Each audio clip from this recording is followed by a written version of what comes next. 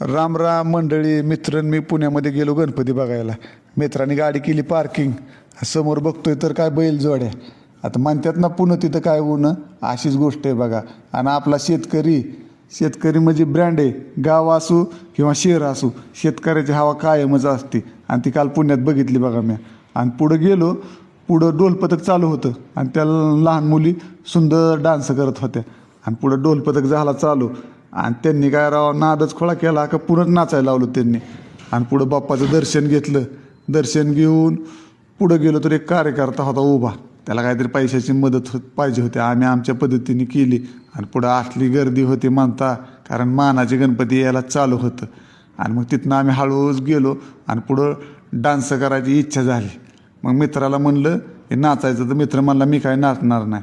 मग आपल्या गावाकडच्या स्टेप केल्या चालू आणि बसलो नाचत. नाचल्या मग डोक्यात कल्पना आली की मित्राचा वाढदिवस होता. मित्राला म्हणलं ये नाचाय, नाही तर वाढदिवस तुझ्या दिवशी जेवणारच नाही. मग मित्रांनी काय केलं, नाचायला म्हणलं असं कुठे ह्याच्या नाद लागता. मग आम्ही फुल नाचलो. इतकं नाचलो, इतकी मजा केली, आता ते शब्दात बी सांगू शकत नाही. मग लय गर्दी बी वाढायला लागली होती.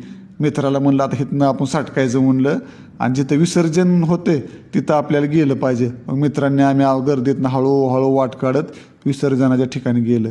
आणि तिथं बाप्पाचं विसर्जन चालू होतं. अहो इतकं वाईट वाटलं. आणि मग वाल्या डोळ्यांनी आम्ही रूमकडे चाललो.